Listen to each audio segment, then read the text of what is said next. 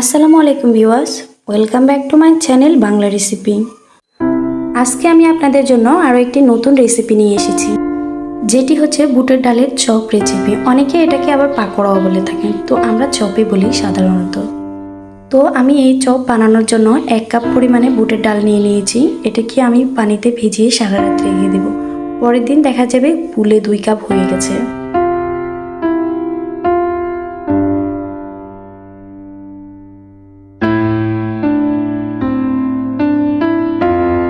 এই ডালগুলোকে আমি normally bland করে নেব।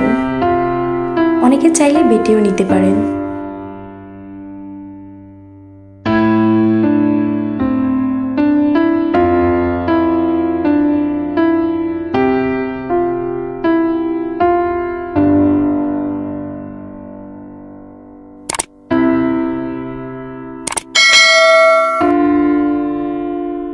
আমার ডাল ব্লান্ড করা শেষ হয়ে গেছে। আমি এবার ডালগুলো একটা বাটিতে নিয়ে নেব।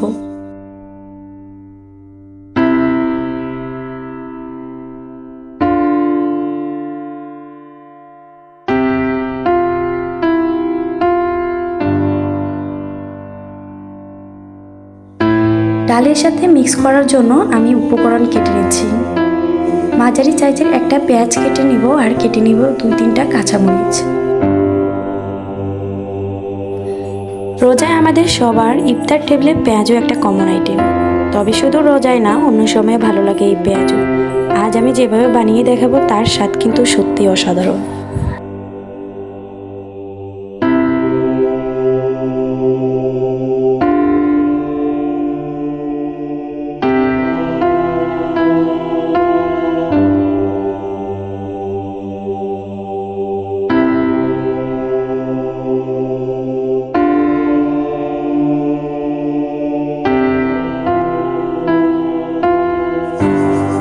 এবার আমি ব্লান্ড করা ডালের মধ্যে দিয়ে দিব কাঁচামরিচ কুচি, পেঁয়াজ কুচি।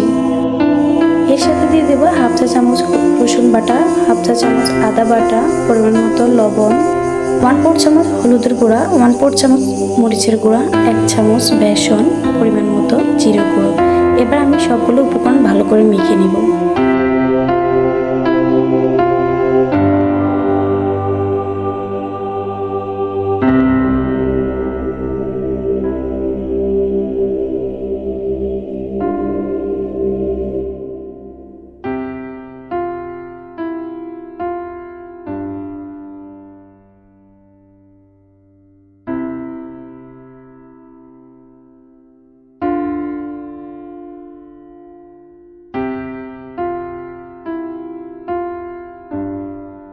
মিশ্রণগুলো মাখা শেষে আমি হাত দিয়ে দেখব এভাবে চ্যাপটা গোল হয় কিনা।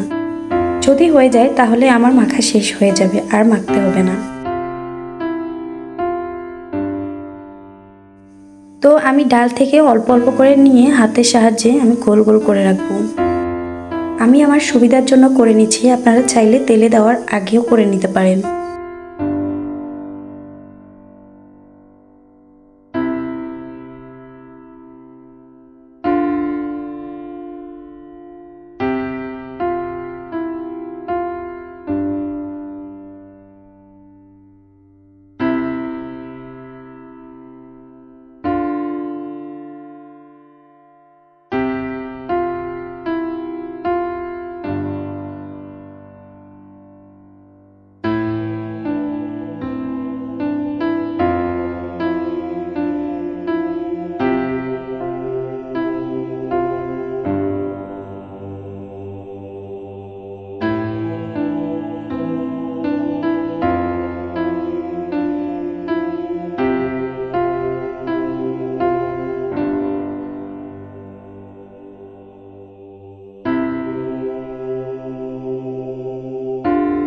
আমি একটি প্যানে আগ থেকে তেল গরম করে রেখেছি। এবার এক এক করে ডালের গোলাগুলো আমি হাতের সাহায্যে চেপটা করে তেলে দিয়ে দিচ্ছি।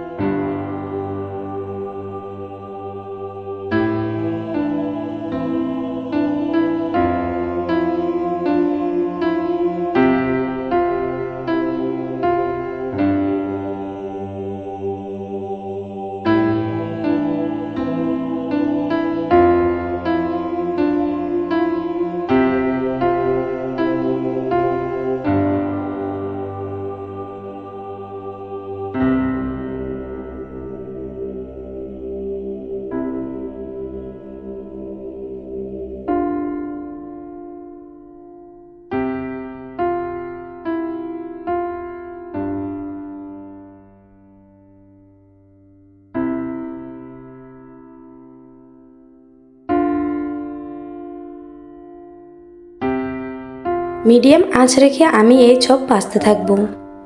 তাহলে যেমন মসমসে হবে, খেতেও সুস্বাদু হবে। আমি 1 ফিট হয়ে গেলে অন্য ফিট উল্টে দেবো, যাতে করে ভালো করে 2 ফিট সমান কালার হয় আর দেখতেও সুন্দর হয় আর মচমচে হয়।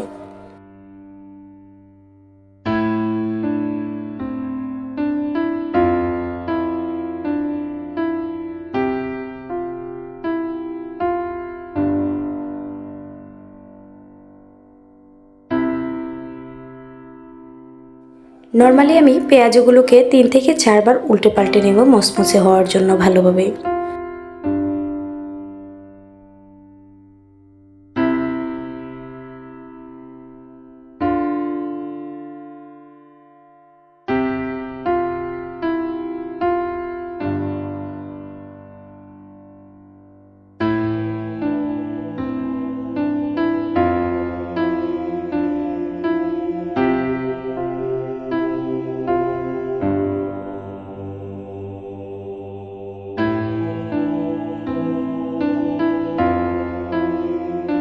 বলতে বলতে আমার পেঁয়াজগুলো ভাজা হয়ে গেছে। এবার আমি তেল থেকে এক এক করে উঠিয়ে নেব।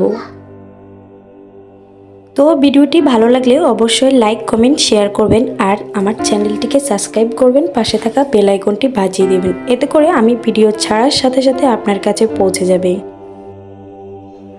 ইফতারে এভাবে পেঁয়াজু তৈরি করে দেখবেন, সারাদিন রোজা রাখার পর ইফতারে আপনার মুখে পেঁয়াজু লেগেই থাকবে।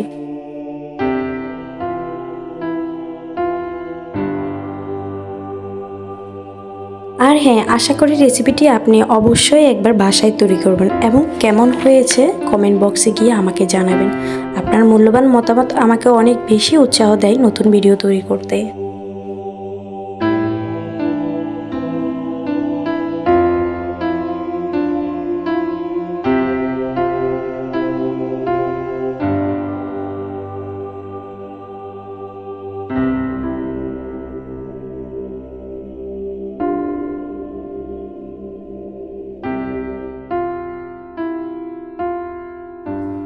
আমার সম্পূর্ণ ভিডিওটি দেখার জন্য আপনাকে অসংখ্য অসংখ্য ধন্যবাদ।